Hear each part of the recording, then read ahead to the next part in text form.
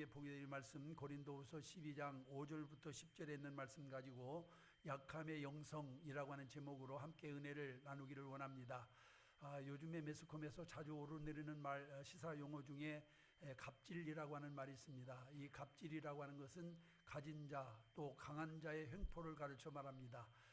대부분의 이 가진 자 그리고 강한 자들은 자기가 가지고 있는 것 그리고 또한 자기의 강함을 자랑하며 그리고 그것을 과시하면서 살아갑니다. 그래서 그러지 못한 가지지 못한 사람이나 약한 자들은 또한 어떻게 하면 자기들도 많은 것을 소유하고 또 강한 자가 될까를 생각하면서 늘 그것을 소망하며 꿈꾸며 살아갑니다. 근데 여러분, 우리가 성경에 있는 말씀 가운데 보면은 오히려 자기의 강함보다는 약함을 자랑하는 사람이 있습니다. 그게 바로 누구냐면은 사도 바울이 그렇습니다. 우리가 고린도후서 11장 30절에 보면은 그는 내가 부득불 자랑할진대 내가 약한 것을 자랑하리라 하고 이와 같이 그는 고백하고 있는 것을 보게 됩니다. 여러분, 세상에 오죽 자랑할 것이 없으면은 약한 것을 자랑할까 이렇게 생각할지 모르지만은 그러나 바울은 여러분 또한 세상 사람들처럼 강한 것을 가지고 있는 사람이었음에도 불구하고 그 강한 것보다는 약한 것을 자랑하며 산 사람이라고 하는 것을 우리가 분명히 알 수가 있습니다. 여러분, 우리가 잘 아는 대로 사도 바울은 세상적인 프로필을 작성하자면은 그 누구보다도 화려한 이력을 뽐낼 수 있는 사람이었습니다.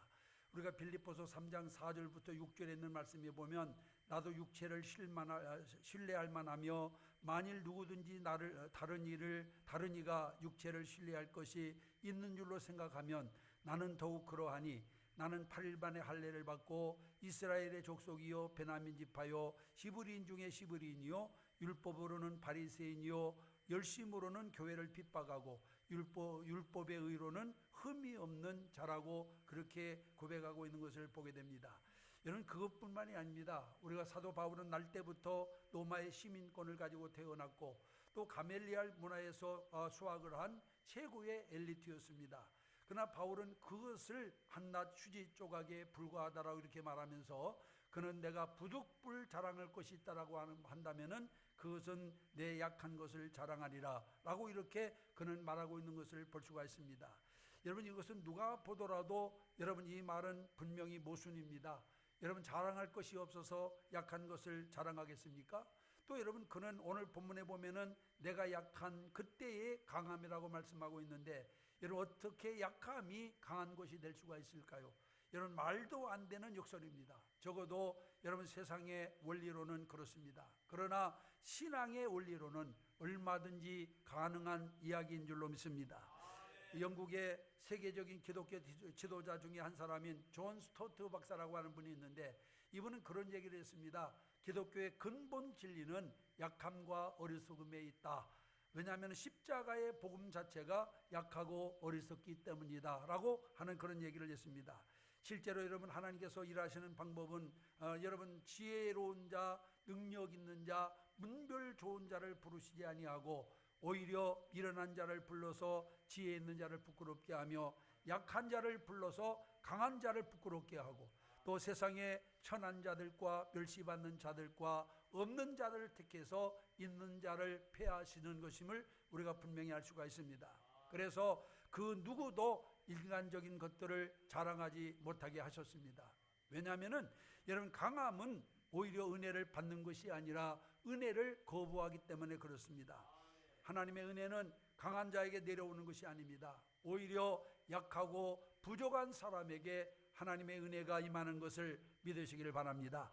하나님의 은혜가 동일하게 내려오지만은 약한 자는 그 은혜를 받아 누리지만은 그러나 강한 자는 자신의 강함 때문에 그 은혜를 받아 누리지를 못합니다.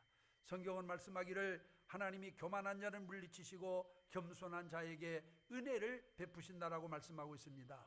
여러분, 겸손은 은혜의 문을 열지만은 교만은 하나님의 은혜와 축복의 문을 닫게 한다라고 하는 사실을 우리가 기억을 해야 될 줄로 믿습니다. 그런데도 여러분들은 강함을 자랑하시겠습니까? 여러분, 강하다라고 하는 속성이 여러분들을 교만하게 만들 수 있습니다. 강한 것 때문에 다른 사람들과의 관계 속에서 폐쇄적인 사람으로 전락할 수도 있습니다. 여러분, 강함을 자랑하지 마시기를 바랍니다. 만약 여러분들의 강한 존재라면 그 강함을 하나님의 은혜 앞에 내려놓으시기를 바랍니다. 그래야 하나님이 사용하십니다. 뿐만 아니라 어떤 사람은 어떤 약함을 부끄러워하는 사람이 있습니다.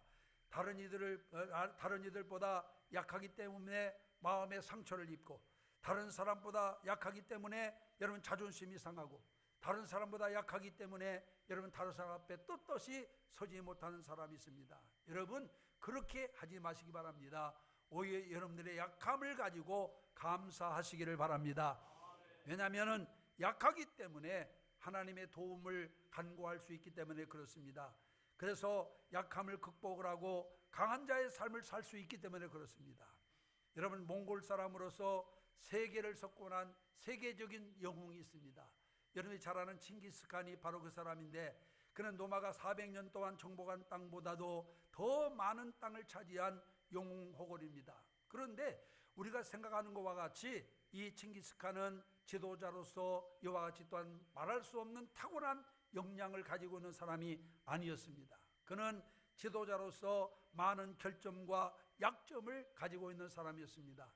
훗날 이 칭기스칸은 자신이 어린 시절을 겪었던 가혹한 시련을 떠올리면서 이렇게 말을 합니다. 가난하다고 탓하지 말라. 나는 들쥐를 잡아먹으며 연명을 했다. 작은 나라에 태어났다고 말하지 말라. 나의 병사들은 적군의 병사들보다 100분의 1, 200분의 1에 불과했지만 나는 세계를 정복했다. 배운 게 없다고 탓하지 말라. 나는 내 이름도 제대로 쓸 줄 몰랐지만 남의 말을 귀를 기울이면서 현명해지는 법을 배웠고 지혜를 배웠다. 너무 막막해 포기하겠다라고 말하지 말라. 나는 목에 칼을 쓰고도 탈출을 했고 뺨에 화살을 맞고도 살아났다라고 말하고 있습니다. 만약 여러분 그가 가혹한 시련 앞에서 좌절했다라고 한다면은 그는 아마 일개 부족장의 아들 태무진에 그쳤을 것입니다만은, 그러나 여러분 그는 어떤 어려움과 시련에도 절대로 좌절하지 아니하고 그것을 극복해 나감으로 말미암아서 여러분 그는 태무진에서 칭기스칸으로 인간 승리자가 된 것을 믿으시기를 바랍니다. 여러분 약함을 가진 또 한 사람이 있습니다. 일본 재계의 우상적인 존재인 미스시타 고노스케라고 하는 회장인데, 그는 여러분 어린 시절 아주 가난하게 살았습니다. 하지만 그는 가난 때문에 라고 탓하지 않았습니다. 오히려 그는 가난 덕분에 부자가 되었다라고 자부했습니다. 그는 가난했기 때문에 평생 근검절약하는 사람이 되었습니다. 그는 또한 초등학교도 제대로 졸업하지 못했습니다. 하지만 그는 한 번도 배우지 못했기 때문에 라고 자기를 탓하지 않았습니다. 오히려 배우지 못한 덕분에 평생 공부에 남들보다 더 많은 관심을 갖게 되었고 한자라도 더 배우려고 열심히 노력을 했다라고 그는 말하고 있습니다. 거기다가 그는 몸까지도 약한 사람이었습니다. 하지만 그는 몸이 약하기 때문에라고 한 번도 핑계를 대지 않았습니다. 오히려 몸이 약한 덕분에 더 조심하고 삼가면서 건강을 챙겼기 때문에 결국 95살까지 장수할 수 있었다라고 그는 말하고 있습니다. 여러분이 가진 연약함 때문에라고 탓하며 불평하지 마시기를 바랍니다. 오히려 연약함 덕분에라고 말할 수 있는 긍정적인 철학을 가지시기를 바랍니다. 위대한 정신의학자이자 상담가인 폴 트리니에라고 하는 사람이 있습니다. 그는 약함과 고통의 창조성을 이렇게 강조를 해요. 고통이나 약함 자체는 우리에게 저주도 축복도 아닌 중립적인 것이다. 문제는 그것을 어떻게 우리가 받아 반응하느냐에 따라서 우리의 삶이 창조적으로 혹은 파괴적으로 나타나게 된다라고 하는 유명한 말을 했습니다. 여러분 역사적으로 위대한 승리자를 한번 보세요. 그들에게 고통이 없었습니까? 그들은 강한 사람들이었습니까? 그렇지가 않아요. 여러분 성경에 나오는 성경의 위인들도 여러분 또한 그들이 강한 자들이었기 때문에 여러분들의 성경의 위인이 된 것이 아닙니다. 그들도 우리보다 더 많은 약점을, 더 많은 약함을 가지고 있는 사람이었습니다. 그러나 그들은 그러한 환경 속에서도 낙심하지 아니하고 믿음으로 그 환경을 받아들임으로 말미암아 여러분 그 약함을 창조적 에너지로 승화시킨 자들이라고 하는 것을 믿으시기를 바랍니다. 이제 오늘 우리 성도들이 비록 부족하고 연약한 면이 많이 있다 하더라도 그것 때문에 내가 안 된다라고 탓하지 말고 오히려 그것 덕분에 내가 잘 강하여질 수 있다라고 하는 그런 마음을 가지고 살아가는 여러분들이 되시기를 주님의 이름으로 축원합니다. 서양에서는 외과 의사들이 아이들을 수술할 때 이렇게 그들을 달래준다라고 그래요.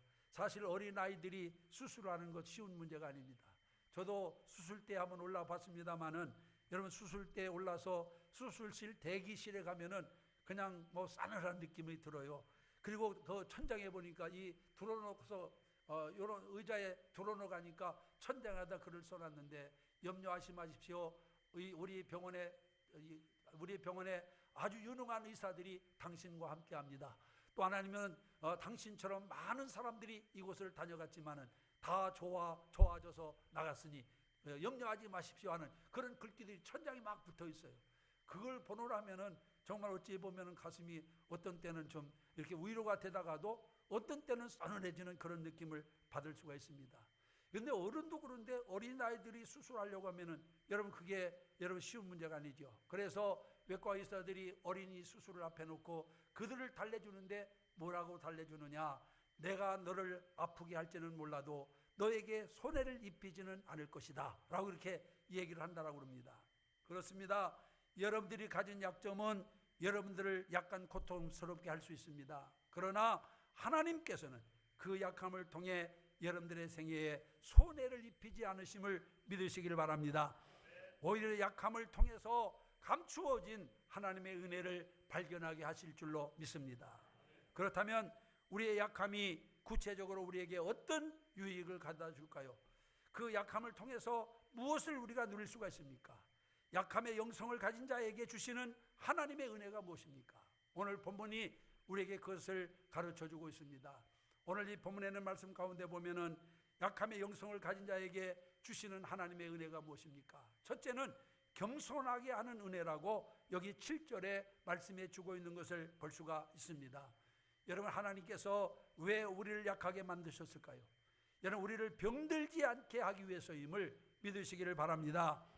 인간이 가지고 있는 치명적인 병이 있습니다. 암도 치명적인 병일지 모릅니다만은 그러나 인간이 가지고 있는 치명적인 병은 다른 것이 아니라 바로 교만이라고 하는 것을 믿으시기를 바랍니다. 하나님은 교만한 자를 멀리하시고 물리치십니다. 여러분 하나님은 겸손한 사람을 기뻐하시며 겸손한 사람에게 은혜 주시기를 기뻐하는 분이라고 말씀하고 있어요. 그렇기 때문에 약함이라고 하는 것은 우리가 교만하는 덫에 걸리지 않도록 막아주는 역할을 하기 때문에 여러분 또 하나의 하나님의 은혜인 것을 믿으시기를 바랍니다. 만약 우리가 목을 뻣뻣이 하고 교만해 있다라고 한다면 하나님께서 그를 멀리 하실 것입니다. 그러나 우리 약함 때문에 하나님 앞에 우리가 머리를 조아리게 될 때 하나님은 우리에게 새로운 은혜를 허락해 주시는 줄 믿습니다. 여러분 사실 바울은 인간적으로 좋은 조건을 많이 가진 사람이었습니다. 능력도 있고 실력도 있고 많이 배운 사람입니다. 가문도 좋고 든든한 인맥도 가지고 있었습니다. 사실 어디에 내놓아도 부족한 것이 없는 사람이었어요. 그래서 성경을 13권이나 기록을 했습니다. 세계를 품고 선교 사역을 활발히 감당하여 많은 교회들을 세웠습니다. 그러기에 하나님께서 그에게 교만하지 않게 하시려고 육체의 가시를 허락해 주었습니다. 즉 약함을 주신 겁니다. 그것을 통해 자신을 돌아보게 하셨고 또한 나는 어쩔 수 없는 존재니 나를 불쌍히 여겨달라고 겸손한 마음으로 하나님 앞에 엎드리게 된 것을 믿으시기를 바랍니다. 이것이 하나님의 은혜입니다. 여러분 국제 OMC 소속 선교사로서 현재 삿포로 국제 그리스도 교회 담임 목사로 사역하고 있는 이수구 목사님이라고 하는 목사님이 계셔요. 이 목사님은 한국 사람입니다. 그런데도 불구하고 일본 교회를 크게 부흥시켜가지고 주목을 받고 있는 분입니다. 그분이 1996년 30명도 안 되는 작은 교회에 부임을 하게 됐어요. 그 이후에 교회가 꾸준히 부흥해가지고 일본인 성도가 수백 명, 중국 유학생이 40-50명, 그리고 한국인 교포와 유학생이 수백 명 모이는 일본에서는 대형 교회로 부흥을 하게 되었습니다. 그는 제자훈련을 통해서 교인들을 일본 사람답지 않게 뜨겁고 헌신적인 그리스도인으로 그렇게 만들었습니다. 이 목사님이 한 번은 어느 기자와 인터뷰하게 되었는데, 그때 그는 이런 말을 합니다. 일본 사람들은 한국 사람들에게 겉으로는 머리를 숙여도 속으로는 우월의식을 가지고 있습니다. 자기들의 정직성과 성실성, 도덕성, 이것을 그들은 내세우며 큰 자부심을 가지고 있습니다. 그런데 우리 교회 성도들은 그렇지 않습니다. 진심으로 한국 사람을 존경하고 진심으로 한국 사람을 사랑합니다. 한국 목사인 나를 사랑하고 존경하는 것을 보면 적어도 우리 교인들은 정말로 한국 사람들을 존경하고 사랑합니다 라고 이렇게 얘기를 했다라고 하는 것입니다. 여러분, 이렇게 성공적인 목회를 하던 목사님에게도 남이 모르는 마음의 아픔과 약함이 있었습니다. 그것을 그는 제1한국인 선교사연합회 신년 수련회에서 선교 보고를 하면서 이런 기도를 거기 모인 모든 분들에게 부탁을 했다고 그래요. 다른 문제가 아니라 바로 자녀 문제인데, 그의 아들이 심한 우울증을 앓고 있다는 겁니다. 그래서 다니던 학교도 중간에 포기하고 집에만 틀어박혀 가지고 꼼짝하지 않고 지낸다는 거예요. 자기 말도 전혀 듣지 않는 겁니다. 그는 선교사들과 목사님들 앞에서 눈물을 흘리면서 자기 아들을 위해서 정말 중보 기도해 달라고 그렇게 부탁을 했다라고 합니다.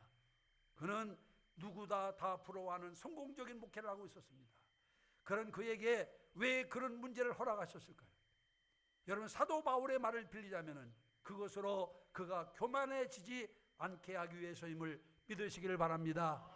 그렇습니다. 우리가 가지고 있는 결정적인 약점은 우리로 하여금 교만이라고 하는 질병에 걸리지 않게 하기 위해서 하나님께서 우리에게 주시는 또 하나의 은혜라고 하는 사실을 기억하시기를 바랍니다. 세계적인 대문호 도스토옙스키는 어려서부터 많은 고생을 하면서 자랐습니다. 그래서 간질병까지 생겼어요.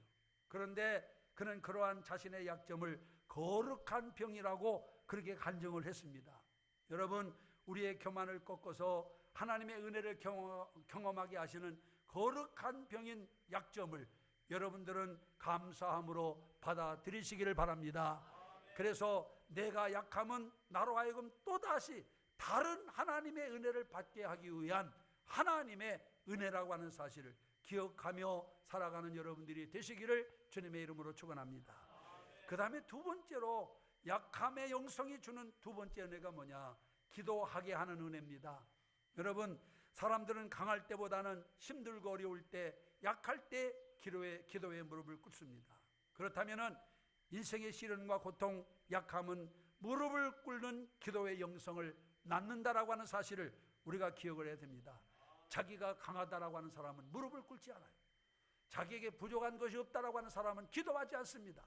그러나 나에게 부족하고 내가 약하고 내게 정말 또한 여러 가지 결점이 많이 있다라고 하는 사람은 여러분, 전능하신 하나님께 무릎을 꿇지 않을 수가 없죠. 영적으로나 육신적으로 여러분 교만한 사람은 절대로 무릎을 꿇지 않습니다. 그러나 정말 겸손한 사람은 하나님 앞에 무릎을 꿇지 않을 수가 없는 것이요. 여러분에게 한번 묻겠습니다. 약한 것 없이 교만하게 목을 뻣뻣하게 함으로써 하나님으로부터 버림을 받는 것이 좋습니까? 아니면 약함을 인정하고 하나님 앞에 무릎 꿇고 기도해서 하나님의 도움을 받는 것이 좋습니까? 전자입니까? 후자입니까? 당연히 후자가 돼야 될 줄 믿습니다. 우리의 약함 때문에 기도할 수 있다라고 한다면 그것이야말로 또 다른 하나님의 은혜라고 하는 사실을 기억하시기를 바랍니다. 기도하지 못하던 사람들이 자기의 약점 때문에, 자기의 약함 때문에 하나님 앞에 무릎 꿇고 하나님의 도움을 간절히 간구한다라고 한다면 이것은 은혜 중에 은혜라고 할 수가 있는 거예요.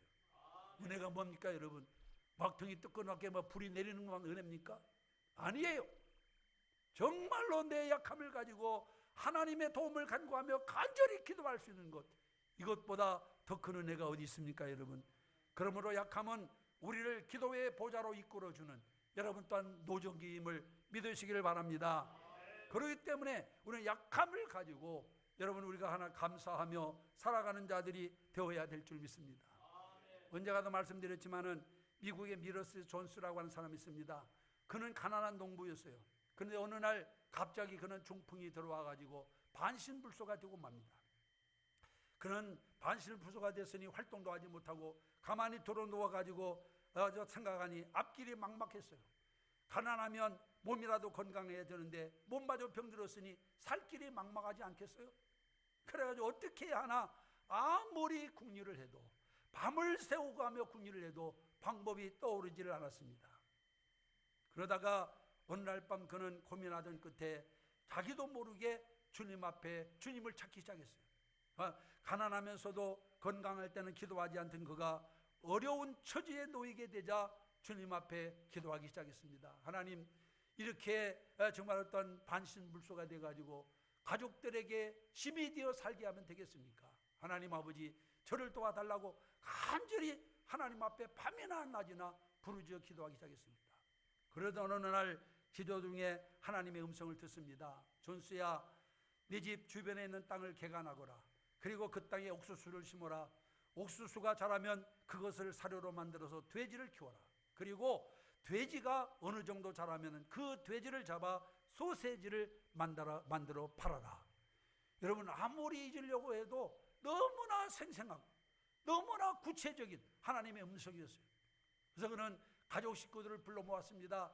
그리고 하나님께 들은 음성을 그대로 가족들에게 말하면서, 자, 하나님께서 나에게 이런 음성을 들려주었으니 나를 도와주겠느냐 하고 부르니까 온 가족들이 다 찬성을 했어요.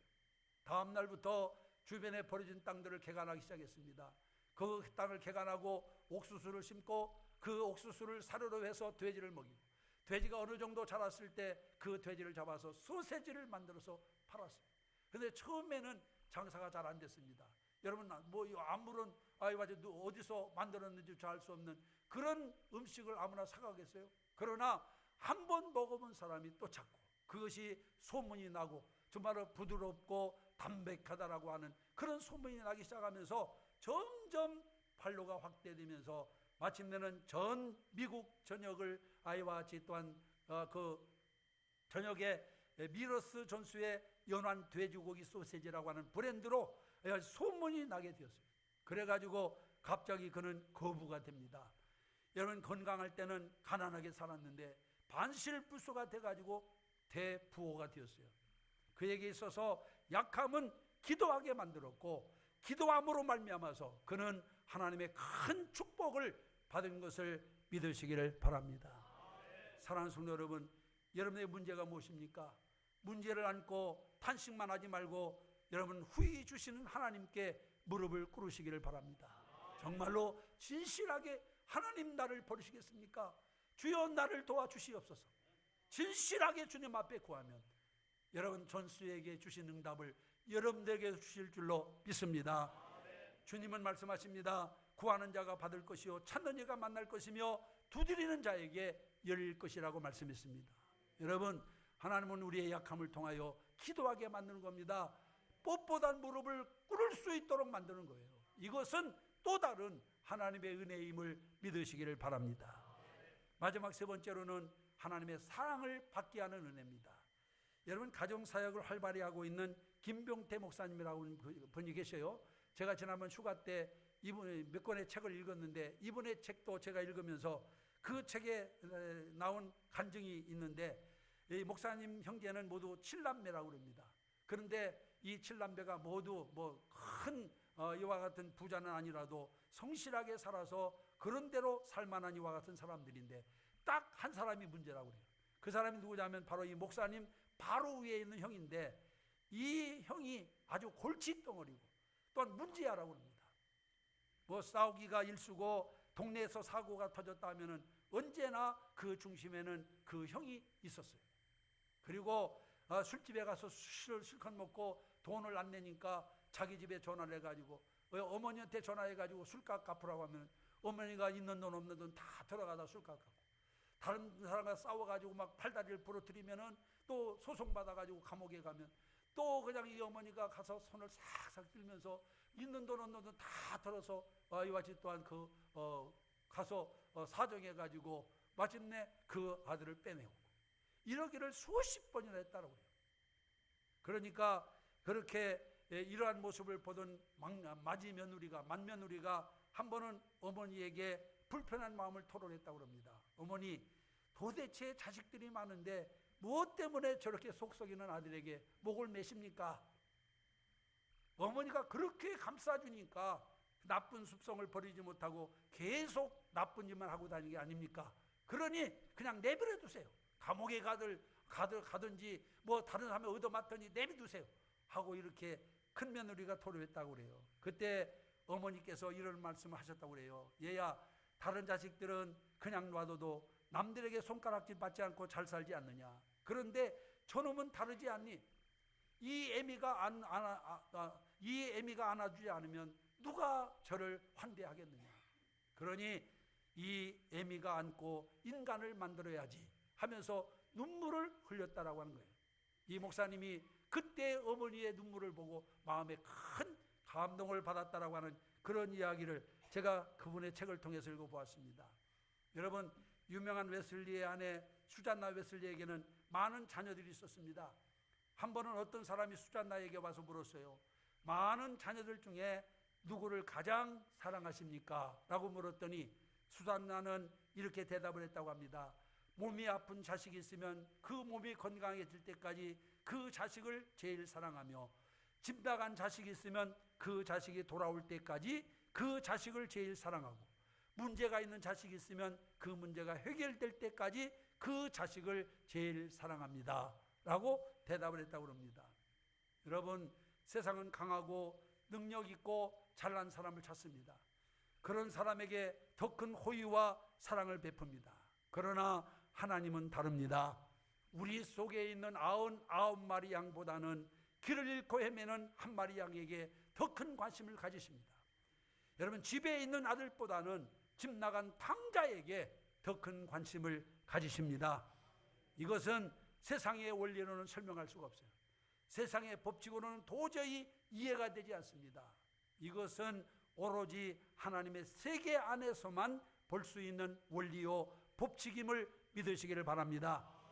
하나님의 세계에서는 강하고 잘나고 많이 가졌다고 해서 반드시 사랑받는 것이 아닙니다. 오히려 연약하고 어리석고 부족할 때 하나님께서 더 큰 사랑을 베풀어 주시는 줄로 믿습니다. 여러분의 약함을 가지고 하나님 앞에 나오시기를 바랍니다. 하나님은 약한 자를 약함을 가지고 성전에 와서 통곡하며 기도하는 한나를 위로해 주시고 그를 축복해 주셨습니다. 오늘 또 약함을 가지고 하나님의 성전에 엎드려 통곡하는 사람을 주님은 긍휼히 여기십니다. 그 상한 마음을 어루만져 주십니다. 그런데 우리는 내 약함을 내놓으려고 하지 아니하고 강함만 내세우려고 목을 뻣뻣이 세우고 하나님 앞에 내 부족한 것을 내놓고 하나님의 도움을 구하지 않습니다. 여러분, 우리는 하나님 앞에 내 약점을 내놓고 오히려 그것을 자랑으로 여기는 여러분들이 되시기를 주님의 이름으로 축원합니다. 약할 때 기뻐하라고 하는 책을 쓴 마르바 던이라고 하는 사람이 있어요. 그는 미국 오하이오주 나폴레옹에서 태어났습니다. 그는 신학자이자 저술가이며 그리고 교회 음악가로서 널리 알려진 사람이고 지금도 캐나다 밴쿠버에 있는 리젠트 칼리지에서 교수로 봉직하고 있는 그런 분입니다. 그러면 그분은 좋은 일만 있었느냐? 여러분, 그렇지가 않아요. 그렇게 활발히 하나님의 사역을 감당하고 있음에도 불구하고 그는 심각한 중증 장애를 가지고 있는 사람. 장애가 하나도 아니고 2개, 3개 가지고 있어요. 하지만 그는 자기의 현실을 비관한 적이 한 번도 없습니다. 오히려 자기의 약함을 하나님께 내어놓고 하나님께 기도했더니 하나님께서 자기를 그렇게 훌륭한 자리까지 올려놓았다. 그러니 여러분들도 약함을 오히려 기쁘게 여기라 하는 책이 바로 여러분 약할 때 기뻐하라는 책이에요. 오늘 여러분, 우리는 내 약함을 자랑할 수 있는 사람이 되어야 됩니다. 여러분, 없는 것도 꾸며서 자기를 내세우려고 하지 마시고 정말 하나님 앞에는 적어도 솔직하게 힘들면 힘들다라고 하세요. 어려우면 어렵다라고 하세요. 피곤하면 피곤하다고 하세요. 하나님, 내 심령이 심히 곤고합니다. 나를 돌아보시옵소서. 내 마음이 너무너무 상합니다. 하나님, 내 마음을 위로해 주옵소서. 하나님 앞에는 그렇게 해야 된다 그 말이죠. 그런데도 마음이 상한데도 상하지 않은 척, 약한데도 강한 척. 여러분, 너무나 지금 우리는 외식하는 사람이 너무나 많아요. 이제 사도 바울처럼 정말로 솔직하게 내 자신의 모습을 주님 앞에 내놓을 수 있는 저와 여러분들이 되어야 될 줄로 믿습니다. 그래야 하나님이 그 심령 속에 임하는 거예요. 하나님의 은혜가 그 영혼 속에 임하는 겁니다. 약하면서도 강한 척하고, 여러분 마음에 슬픔을 가지고 있는데도 기쁜 척하고, 탤런트가 얼마나 안 되죠. 이제 오늘 우리는 하나님 앞에 적어도 우리의 마음을 솔직히 내어놓을 수 있는, 약함을 자랑으로 여길 수 있는 저와 여러분이 되기를 주님의 이름으로 소원합니다. 오늘 2부 예배 참여하신 사랑하는 성도 여러분, 세상은 강한 자를 원하고 강한 자를 인정해 줍니다. 그러나 하나님은 다릅니다. 하나님의 은혜는 강한 자에게 내려오지 않습니다. 오히려 약하고 부족한 사람에게 임하는 것을 믿으시기를 바랍니다. 물론 우리가 가진 약함 때문에 약한 고통스러울 수는 있어요. 삶이 불편할 수 있어요. 체면이 구길 수 있어요. 그러나 하나님은 그 약함을 통해 우리의 삶에 손해를 입히지 않는 것을 믿으시기를 바랍니다. 오히려 우리가 가진 약함 때문에 하나님의 은혜를 체험하게 될 줄로 믿습니다. 무슨 은혜입니까? 겸손하게 하는 은혜입니다. 여러분, 기도하게 하는 은혜입니다. 하나님의 사랑을 경험하게 하는 은혜입니다. 이제 우리가 하나님 앞에 겸손히 우리 약함을 내려놓음으로 인하여서 하나님의 주시는 이 큰 은혜를 힘입는 여러분들이 되시기를 주님의 이름으로 축원합니다. 기도하시겠습니다.